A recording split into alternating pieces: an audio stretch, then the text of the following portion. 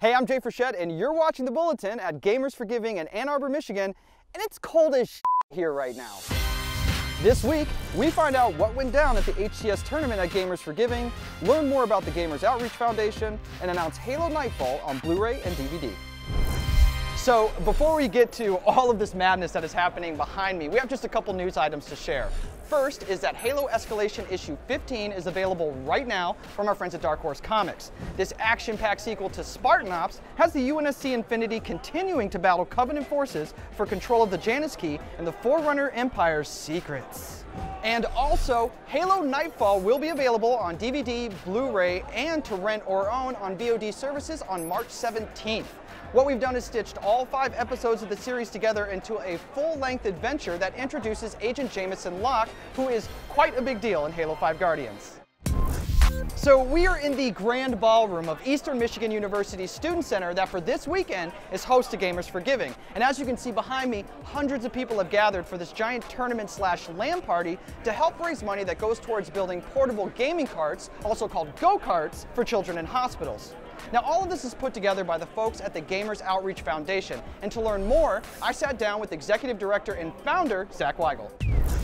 So, Zach, you are the founder and executive director of the Gamers Outreach Foundation, which is hosting this event for Gamers for Giving. What is the Gamers Outreach Foundation? We're a charity organization within the video game industry, and we provide therapy and recreation to children in hospitals through video games. Specifically, we actually build these portable video game carts that we call go-karts. Awesome. The whole intention is if you're stuck in bed or you've had a major surgery and you can't access things outside of your room, nurses can use these as a tool to provide kids with entertainment and various therapy services, whether it's using games as a distraction tool or just letting kids get out to Xbox Live to talk with their friends and socialize. It makes a huge impact. So how did you get into doing this? So we hosted the very first Gamers for Giving in 2008. When I was in high school, I wanted to host a video game tournament. It went really well. We raised a bunch of money for a charity cause that we were passionate about. And that was kind of the first time I'd personally been involved with charity, so it was just something I became interested in. And then the second year, we wanted to work with our local hospital, Mont Children's Hospital, and we ended up finding out that a lot of these games end up in playrooms. So there are a lot of kids who are stuck in bed, they've had major surgeries, and they can't really get to where the entertainment is or where the games are. Sure. And so that's where the carts kind of came into play. We spent 6 months volunteering, working with the staff, and eventually developed the very first go-kart in 2009. And now here you are 7 years later. The event has obviously grown. What were some of your goals this weekend that you guys wanted to hit? So we had set a $25,000 fundraising goal, which we've since blown out of the water. In fact, we've almost doubled it.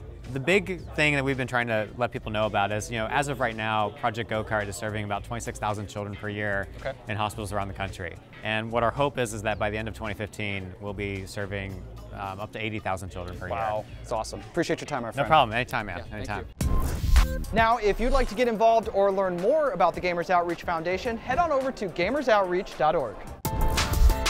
So, Gamers for Giving was not only a kick-ass charity event, it was also a major battleground in the Halo Championship Series, with Evil Geniuses taking home 3,000 HCS points and stealing that #1 seed right before the Season 1 finals at PAX East.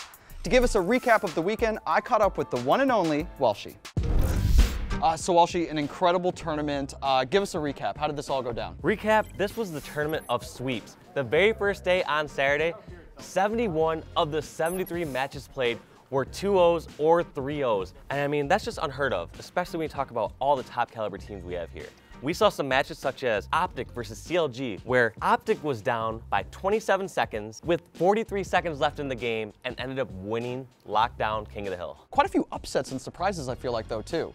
Absolutely. We saw Denial, our champions last time, just getting handled, 3-1 by EG. We saw Straight Rippin' losing in the losers bracket to Legendary, just showing that these top 8 teams can be taken down. Now that we have our seeding going into the finals at PAX East, what would you say is your top 3 teams that you're looking forward to watching? Well, top 3 in points are Evil Geniuses, CLG, and Denial. My favorite going into PAX East would be EG.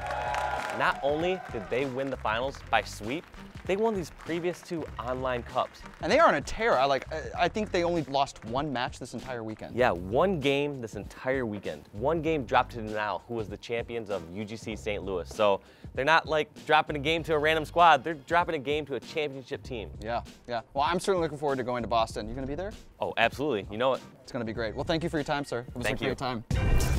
Now it's time for Fresh Picks. And speaking of the Halo Championship Series, you can get a recap of Season 1 in the HCS Update, as well as player profiles with Snipe Down from Evil Geniuses and Chig from Denial. If you're into Halo esports, you will not want to miss this. And you will not want to miss one of my favorite community creations, and that's the Halo 2 theme performed by Taylor Davis. Here's a little sample.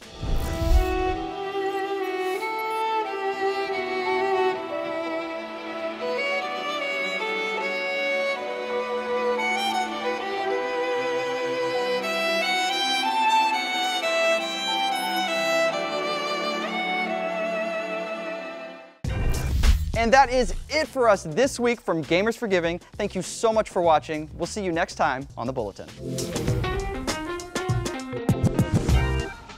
What if I press this one? It's not. What about this? Do you switch it if you do this one? What does that mean? What if I switch it again? If I press 3 of them?